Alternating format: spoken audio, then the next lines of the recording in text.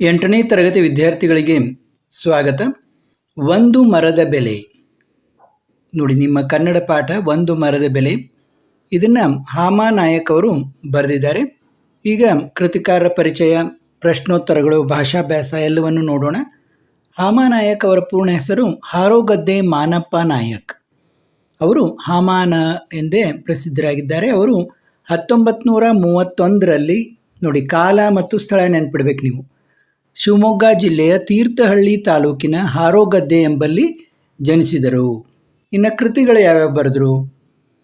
ಇವರು ಸಾಹಿತ್ಯ ಸಲ್ಲಾಪ, ಸಂಚಯ, ಸಂವಾದ, ಸಂಪದ, ಸಾಂಪ್ರತ, ಸ್ಮರಣ, ಸಮೂಹ, ಸೃಜನ, ಸೂಲಂಗಿ ನೋಡಿ ಎಲ್ಲ ಸಹಕಾರದಲ್ಲಿ ಬರೆದಿದ್ದಾರೆ. ಇವರು ಬಾಳ್ನೋಟಗಳು ಇನ್ನು ಮುಂತಾದ ಕೃತಿಗಳನ್ನು ಬರೆದಿದ್ದಾರೆ.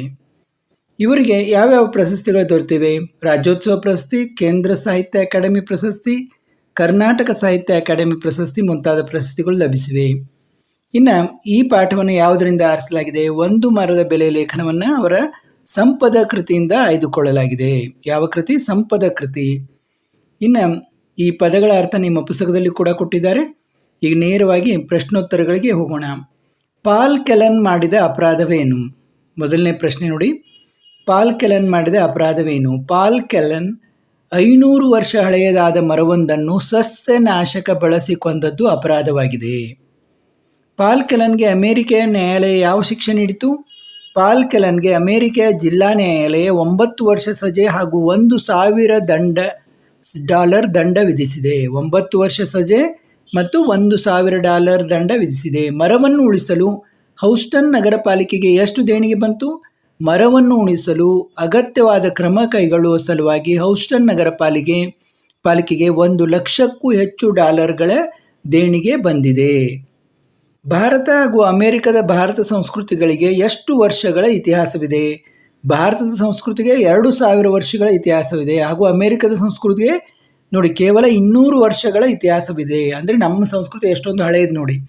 ಅಮೆರಿಕದ ಜನ ಮರಗಳನ್ನು ಉಳಿಸಲು ಏಕೆ ಮುಂದಾಗುತ್ತಾರೆ? ಅಮೆರಿಕದ ಜನರಿಗೆ ಭವಿಷ್ಯದ ಬಗ್ಗೆ ಚಿಂತೆ ಇದೆ. ಮರದ ಬೆಲೆ ಅವರಿಗೆ ತಿಳಿದಿದೆ. ಈ ಕಾರಣದಿಂದ ಮರಗಳನ್ನು ಉಳಿಸಲು ಮುಂದಾಗುತ್ತಾರೆ. ಹಾಮಾನಾಯಕರು ಹೇಳುವಂತೆ ಎಲ್ಲವನ್ನೂ ಮೀರಿದ ಮರದ ಬೆಲೆ ಯಾವುದು? ನೋಡಿ, ಹಾಮಾನಾಯಕರು ಹೇಳುವಂತೆ ಮನುಕುಲವನ್ನು ಕಾಪಾಡಲು ಮರಗಳಿಲ್ಲದೆ ಸಾಧ್ಯವಿಲ್ಲ. ನೋಡಿ, ಮನುಕುಲವನ್ನು ಕಾಪಾಡಲು ಮರಗಳಿಲ್ಲದೆ ಸಾಧ್ಯವಿಲ್ಲ. ಈ ಲೈನನ್ನು ನೀವು ನೆನಪಿನಲ್ಲಿಡಬೇಕು ಎಂಬ ಸತ್ಯವೇ ಆ ಬೆಲೆ. ಇನ್ನು 3-4 ವಾಕ್ಯಗಳಲ್ಲಿ ಉತ್ತರಿಸಿರಿ. ಮರವನ್ನು ಉಳಿಸಲು ಅಮೆರಿಕದ ವೃಕ್ಷ ಪ್ರೇಮಿಗಳು ಯಾವ ರೀತಿ ಸ್ಪಂದಿಸಿದರು? ಮರವನ್ನು ಉಳಿಸಲು ಆ ಮರಕ್ಕೆ ಬೇಗನೆ ಪೂರ್ಣ ಆರೋಗ್ಯ ಲಭಿಸಲೆಂದು ಹಾರೈಸಿ ಸಾವಿರಾರು ಜನ ವೃಕ್ಷ ಪ್ರೇಮಿಗಳು ಮರದ ಬುಡದಲ್ಲಿ ಶುಭಾಶಯ ಪತ್ರಗಳನ್ನು ನೀಡುತ್ತಿದ್ದಾರೆ. ಮರಕ್ಕೆ ದೀರ್ಘಾಯಸ್ಸು ಕೋರಿ ಪ್ರಾರ್ಥನೆ ಸಲ್ಲಿಸುತ್ತಿದ್ದಾರೆ. ಬೆಂಗಳೂರಿನಲ್ಲಿ ಗಣ್ಯ ವ್ಯಕ್ತಿಯೊಬ್ಬರು ತಮ್ಮ ಮನೆಯ ಬಳಿಯಲ್ಲಿನ ಮರ ತೆಗೆಸಲು ಹೇಗೆ ಪ್ರಯತ್ನಿಸಿದರು? ಬೆಂಗಳೂರು ಮಹಾನಗರದಲ್ಲಿ ಒಂದು ಹಳೆಯ ಆಲದ ಮರ, ಅದರ ಪಕ್ಕದಲ್ಲಿಯೇ ಗಣ್ಯ ವ್ಯಕ್ತಿಯೊಬ್ಬರ ಮನೆ. ಈ ಮರದಿಂದ ತಮಗೆ ತೊಂದರೆಯಾಗುತ್ತಿದೆ ಎಂದು ಪ್ರಭಾವಿ ಗಣ್ಯರ ದೂರು. ಸಂಬಂಧಪಟ್ಟ ಆಡಳಿತ ವರ್ಗದವರು ಈಗ ಈ ಮರವನ್ನು ಕಡಿದು ಹಾಕಲು ಯೋಚಿಸುತ್ತಿದ್ದಾರೆ. ಇಷ್ಟರಲ್ಲಿ ಆ ಮರವನ್ನು ಕಡಿದು ಉರುಳಿಸಿದ್ದರೆ ಆಶ್ಚರ್ಯವೇನೂ ಇಲ್ಲ ಅಂತ ಲೇಖಕರು ಹೇಳ್ತಾರೆ. ಭಾರತದಲ್ಲಿ ಮರಗಳ ನಾಶ ಹೇಗೆ ನಿರಾತಂಕವಾಗಿ ನಡೆಯುತ್ತಿದೆ? ನಮ್ಮಲ್ಲಿ ಮರ ಕತ್ತರಿಸುವುದು ತೀರಾ ಸಾಮಾನ್ಯವಾದ ವಿಚಾರ. ಕಾನೂನಿಗೆ ವಿರುದ್ಧವಾಗಿದ್ದರೂ ಮರ ಕತ್ತರಿಸಲು ನಮ್ಮ ಜನ ಮುಂದಾಗುತ್ತಾರೆ. ರಾಷ್ಟ್ರದ ಹೆದ್ದಾರಿಗಳಲ್ಲಿಯೇ ಹಾಡು ಹಗಲಿನಲ್ಲಿ ಈ ಕೊಲೆಗಳು ನಡೆಯುವುದನ್ನು ನಾವೆಲ್ಲರೂ ನಿತ್ಯ ನೋಡುತ್ತಿದ್ದೇವೆ. ಕೆಲವು ಕೊಲೆಗಳು ನೇರವಾಗಿಯೇ ಬಹಿರಂಗವಾಗಿಯೇ ನಡೆಯುತ್ತವೆ, ಮತ್ತು ಕೆಲವು ಕೊಲೆಗಳು ಮೋಸದಿಂದ, ಉಪಾಯದಿಂದ ನಡೆಯುತ್ತವೆ. ಕೆಳಗಿನ ಪ್ರಶ್ನೆಗಳಿಗೆ 8-10 ವಾಕ್ಯಗಳಲ್ಲಿ ಉತ್ತರಿಸಿರಿ. ಆರೋಗ್ಯವಂತ ಮರವೊಂದರ ಬೆಲೆ ಏನೆಂಬುದನ್ನು ವಿಜ್ಞಾನಿಯೊಬ್ಬರು ಹೇಗೆ ಲೆಕ್ಕ ಹಾಕಿದ್ದಾರೆ? 50 ವರ್ಷ ತುಂಬಿದ ಆರೋಗ್ಯವಂತರ ಮರವೊಂದರ ಬೆಲೆ ಏನು ಎಂಬುದನ್ನು ವಿದ್ಯಾರ್ಥಿಯೊಬ್ಬರು ಹೀಗೆ ಲೆಕ್ಕ ಹಾಕಿ ಹೇಳಿದ್ದಾರೆ. ಅವರ ಪ್ರಕಾರ ಅಂತ ಮರವೊಂದರ ಬೆಲೆ 16 ಲಕ್ಷ ರೂಪಾಯಿಗಳಿಗಿಂತ ಹೆಚ್ಚು ಎಂದರೆ ಯಾರು ನಂಬುತ್ತಾರೆ? ನೋಡಿ, ವಿವರವಿದೆ. ಒಂದು ಮರ ಉತ್ಪಾದಿಸುವ ಆಮ್ಲಜನಕದ ಬೆಲೆ 2.5 ಲಕ್ಷ, ಅದು ಹೀರಿಕೊಳ್ಳುವ ಇಂಗಾಲಜನಕದ ಬೆಲೆ 5 ಲಕ್ಷ, ಮಣ್ಣಿನ ಸವೆತ ತಡೆಯುವುದರ ಬೆಲೆ 2.5 ಲಕ್ಷ, ನೀರು ಭೂಮಿಯಲ್ಲಿ ಇಂಗಿ ಅಂತರ್ಜಲ ಹೆಚ್ಚಿ ಪ್ರವಾಹವನ್ನು ತಡೆಗಟ್ಟುವುದರ ಬೆಲೆ 3 ಲಕ್ಷ, ಆಹಾರ ಹಾಗೂ ಗೊಬ್ಬರದ ಬೆಲೆ 1/2 ಲಕ್ಷ, ಪಶು ಪಕ್ಷಿಗಳಿಗೆ, ಕ್ರಿಮಿಕೀಟಗಳಿಗೆ ಆಶ್ರಯ ಹಾಗೂ ರಕ್ಷಣೆ ನೀಡುವುದರ ಬೆಲೆ 2.5 ಲಕ್ಷ. ಇದರ ಮೇಲೆ ಬೇಕಾದರೆ ನೀವು ದಿಮ್ಮಿಗಳ ಬೆಲೆ ಏನಾಗುತ್ತದೆ ಎಂಬುದನ್ನು ಲೆಕ್ಕ ಹಾಕಿಕೊಳ್ಳಬಹುದು. ಮರಗಳ ಸಂರಕ್ಷಣೆಯಲ್ಲಿ ಭಾರತ ಹಾಗೂ ಅಮೆರಿಕದ ಜನರ ನಡುವೆ ಇರುವ ವ್ಯತ್ಯಾಸಗಳೇನು? 500 ವರ್ಷ ಹಳೆಯದಾದ ಮರವೊಂದನ್ನು ಸಸ್ಯನಾಶಕ ಬಳಸಿ ಕೊಂದ ಅಪರಾಧಕ್ಕಾಗಿ ಅಮೆರಿಕೆಯ ಪ್ರಜೆಯಾದ ಪಾಲ್ ಕೆಲನ್ ಎಂಬುವವನಿಗೆ ಜಿಲ್ಲಾ ನ್ಯಾಯಾಲಯ 9 ವರ್ಷ ಸಜೆ ಹಾಗೂ $1,000 ದಂಡ ವಿಧಿಸಿದೆ. ಮರವನ್ನು ಉಳಿಸಲು ಅಗತ್ಯವಾದ ಕ್ರಮ ಕೈಗೊಳ್ಳುವ ಸಲುವಾಗಿ ಹೌಸ್ಟನ್ ನಗರ ಪಾಲಿಕೆಗೆ $1 ಲಕ್ಷಕ್ಕೂ ಹೆಚ್ಚು ದೇಣಿಗೆ ಬಂದಿದೆ. ನೋಡಿ, ಮತ್ತೆ ಇದನ್ನು ಬರೆದು, ಸಾಯುತ್ತಿರುವ ಮರವನ್ನು ಉಳಿಸುವ ಸಲುವಾಗಿ ಜನರು ಪ್ರಾರ್ಥನೆ ಮಾಡುತ್ತಾರೆ ಎಲ್ಲಿ? ಅಮೆರಿಕದಲ್ಲಿ. ಇನ್ನು ಯಾರಿಗೋ ತೊಂದರೆ ಆಗುತ್ತದೆ ಎಂಬುದನ್ನು ಕೇಳಿ ಆ ತೊಂದರೆ ಯಾವ ಬಗೆಯದು ಎಂಬುದನ್ನು ತಿಳಿಯುವ ಗೊಡವೆಗೆ ಹೋಗದೆ ಅನೇಕ ಕಾಲ ಬದುಕಬಹುದಾದ ಮರವನ್ನು ಕತ್ತರಿಸಲು ಮುಂದಾಗುತ್ತಾರೆ. ಎಲ್ಲಿದು? ನಮ್ಮ ದೇಶದಲ್ಲಿ. 2000 ವರ್ಷಗಳಿಗೂ ಮಿಕ್ಕ ಸಂಸ್ಕೃತಿ ಇರುವಂತಹ ನಮ್ಮ ದೇಶದಲ್ಲಿ. ನಮ್ಮಲ್ಲಿ ಮರ ಕತ್ತರಿಸುವುದು ತೀರಾ ಸಾಮಾನ್ಯವಾದ ವಿಚಾರ. ಕಾನೂನಿಗೆ ವಿರುದ್ಧವಾಗಿದ್ದರೂ ಮರ ಕತ್ತರಿಸಲು ನಮ್ಮ ಜನ ಮುಂದಾಗುತ್ತಾರೆ. ರಾಜ್ಯದ, ರಾಷ್ಟ್ರದ ಹೆದ್ದಾರಿಗಳಲ್ಲಿ ಹಾಡು ಹಗಲಿನಲ್ಲಿ ಈ ಕೊಲೆಗಳು ನಡೆಯುವುದನ್ನು ನಾವು ನಿತ್ಯ ನೋಡುತ್ತೇವೆ. ಇದು ನೋಡಿ, ಇದು ಮರಗಳ ಸಂರಕ್ಷಣೆಯಲ್ಲಿ ಭಾರತ ಹಾಗೂ ಅಮೆರಿಕದ ಜನರ ನಡುವೆ ಇರುವ ವ್ಯತ್ಯಾಸ. ಇನ್ನು ಸಂದರ್ಭದೊಡನೆ ವಿವರಿಸಿ. ಮರದ ಬುಡದಲ್ಲಿ ಶುಭಾಶಯ ಪತ್ರಗಳನ್ನು ಇಡುತ್ತಿದ್ದಾರೆ. ನೋಡಿ, ಆಯ್ಕೆಯನ್ನು ಎಲ್ಲ ಕಡೆ ಬರೀಬೇಕು ನೀವು. ಈ ವಾಕ್ಯವನ್ನು ಹಾಮಾನಾಯಕ ಅವರು ಬರೆದಿರುವ ಸಂಪದ ಎಂಬ ಕೃತಿಯಿಂದ ಆಯ್ದ ಒಂದು ಮರದ ಬೆಲೆ ಎಂಬ ಗದ್ಯ ಭಾಗದಿಂದ ಆರಿಸಿಕೊಳ್ಳಲಾಗಿದೆ.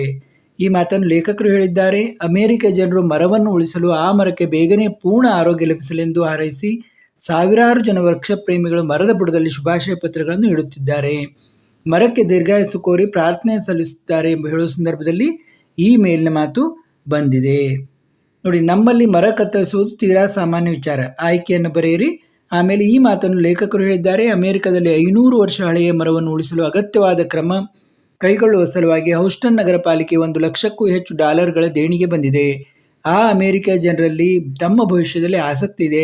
ಈ ನಮಗಾದರೂ ಇಂದಷ್ಟೇ ಮುಖ್ಯವಾದದ್ದು, ನಾಳೆ ಅಲ್ಲ ಎಂದು ಹೇಳುವ ಸಂದರ್ಭದಲ್ಲಿ ಈ ಮೇಲಿನ ಮಾತು ಬಂದಿದೆ. ಮನುಕುಲವನ್ನು ಕಾಪಾಡಲು ಮರಗಳಿಲ್ಲದೆ ಸಾಧ್ಯವಿಲ್ಲ. ನೋಡಿ, ಆಯ್ಕೆಯನ್ನು ಬರೆಯಿರಿ. ಈ ಮಾತನ್ನು ಲೇಖಕರು ಹೇಳಿದ್ದಾರೆ. ವಿಜ್ಞಾನಿಯೊಬ್ಬರು 50 ವರ್ಷ ತುಂಬಿದ ಆರೋಗ್ಯವಂತ ಮರವೊಂದರ ಬೆಲೆ $16 ಲಕ್ಷ ರೂಪಾಯಿಗಳಿಗಿಂತ ಹೆಚ್ಚು ಎಂದು ಹೇಳಿದ್ದಾರೆ. ಆದ್ದರಿಂದ ನಮಗೆ ಬಹಳ ಮರದಿಂದ ಏನಂದರೆ ಉಪಯೋಗ ಇದೆ, ಅದರಲ್ಲೂ ಎಲ್ಲವನ್ನು ಮೀರಿದ ಒಂದು ಬೆಲೆ ಇದೆ ಎಂದು ಹೇಳುವ ಸಂದರ್ಭದಲ್ಲಿ ಈ ಮೇಲಿನ ಮಾತು ಬಂದಿದೆ.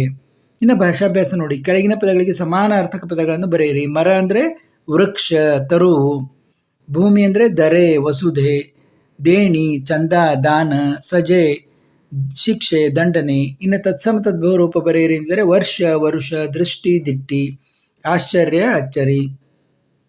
ಕೆಳಗಿನ ಪದಗಳನ್ನು ಸ್ವಂತ ವಾಕ್ಯದಲ್ಲಿ ಬರೆಯಿರಿ. ದೃಷ್ಟಿಕೋನ, ನಮ್ಮ ಗುರಿ ಉತ್ತಮ ದೃಷ್ಟಿಕೋನ ಹೊಂದಿರಬೇಕು. ಸಂಸ್ಕೃತಿ, ಭಾರತೀಯ ಸಂಸ್ಕೃತಿ ಅತಿ ಪ್ರಾಚೀನವಾದದ್ದು.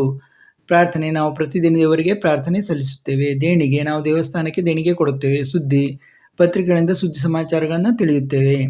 ಇನ್ನು ವಿರುದ್ಧಾರ್ಥಕ ಪದ ನೋಡಿ, ಬಹಿರಂಗ, ಅಂತರಂಗ. ನಿಧಾನ, ವೇಗ. ಆರೋಗ್ಯ, ಅನಾರೋಗ್ಯ. ಉಳಿಸು, ಅಳಿಸು. ಆಸಕ್ತಿ, ನಿರಾಸಕ್ತಿ. ಕೆಳಗಿನ ಪದಗಳನ್ನು ಮಾದರಿಯಂತೆ ಬಿಡಿಸಿ ಬರೆಯಿರಿ. ನೋಡಿ, ದೀರ್ಘಾಯಸ್ಸು, ದೀರ್ಘ ಪ್ಲಸ್ ಆಯಸ್ಸು. ಪತ್ರಗಳನ್ನಿಡು, ಪತ್ರಗಳನ್ನು ಪ್ಲಸ್ ಇಡು. ಸಾವಿರಾರು, ಸಾವಿರ ಪ್ಲಸ್ 6 ಆಗಬೇಕಾಯ್ತದು, ಅಲ್ಲದು, 1000 ಪ್ಲಸ್ 6. ಶುಭಾಶಯ, ಶುಭ ಪ್ಲಸ್ ಆಶಯ. ಮರವೊಂದು, ಮರ ಪ್ಲಸ್ 1. ವಿಜ್ಞಾನಿ ಒಬ್ಬ, ವಿಜ್ಞಾನಿ ಪ್ಲಸ್ ಒಬ್ಬ. ಇನ್ನು ಹೊಂದಿಸಿ ಬರೆಯಿರಿ. ನೋಡಿ, ಅಲ್ಪ ವಿರಾಮ ಯಾವುದು, ಪ್ರಶ್ನಾರ್ಥಕ ಯಾವುದು, ಆಶ್ಚರ್ಯವಾಚಕ ಯಾವುದು, ಅರ್ಧ ವಿರಾಮ, ಉದ್ಧರಣ ಎಲ್ಲವನ್ನು ನೀವು ತಿಳ್ಕೋಬೇಕು. ಇನ್ನು ಸೈದ್ಧಾಂತಿಕ ವ್ಯಾಕರಣ ಎಲ್ಲ ಕೊಟ್ಟಿದ್ದಾರೆ, ಅದನ್ನು ಕೂಡ ನೀವು ತಿಳ್ಕೊಳ್ಳಿ. ಇಲ್ಲಿಗೆ ಈ ಪಾಠದ ಪ್ರಶ್ನೋತ್ತರಗಳು ಮುಗಿದವು.